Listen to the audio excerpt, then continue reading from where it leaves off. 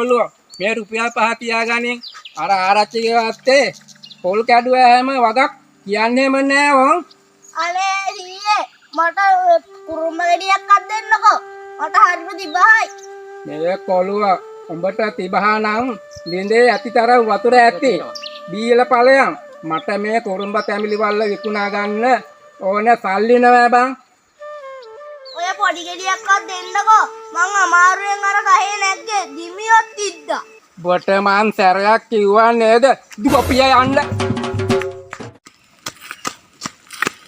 හා කොල්ලෝ මේ මොකෑ? කොහෙද මේ ගහලා කඩාගත්තු කරක වගේ දුවන්නේ? තව ඩිංගෙත් නැගෙත් හැපෙනවා නෝ වීර සීයා මගේ පස්සෙන් පන්නනවා. අයියෝ. ඒ මොකෑ බොල? වීරට අලකොත්තර වැඩක්වත් කළාද බොඹ? නෑ ආරච්චිලා මහත්තයෝ මල් ලව්වාර වීර සීයා වත්තේ පොල් කඩව ගන්නවා. මං හිතුවා වත්තේ පොල් කුරුම්බ අඩු වෙනකොට කොළුවෝ වීර උඹටත් පංගුව දෙනවා ඇතිනේ. නෑ මට කුරුම්බ ගෙඩියක් ඉල්ලුවා. ඒක දෙන්නෙත් නෑ. රුපියල් 5 විතරයි දෙන්නේ. කොළුවෝ ඔය කඩන පොල් කුරුම්බකෝ වීර අයුවට මොකෑ කරන්නේ? අර මැටිගේ දිනනවා. එක පොල් ගෙඩිය අර ආරුන් ආතේ කඩේට ගිහින් දෙනවා. කොළුවෝ මට දැනු තේරුණේ. ඔබ එනම් ඵලයන්කෝ.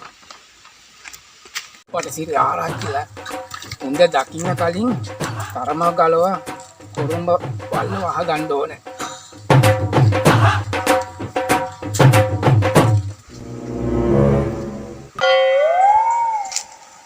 බොල වීරා මේ මොකෑ? අඹුට පිටින්තෝ පාරේ කරන්නේ මේ නාගත්ත මේ දෙද්ද බේනෙන්න මේ වනාගෙන හිටියේ මේ. ඔව්. බොල මෙතන වතුරක්වත් නැතිකොට තෝ කොහෙන්ද ධර්ම හොදන්නේ? වීරා තෝ වැඩක් නේද කරන්නේ? හැදුවේ නෑ හැමදෙම මම එක වල්ලා එකක් වඩාගෙන. එකවල්ල? තෝ මාස ගාණක් එකවල්ලද කැඩුවේ?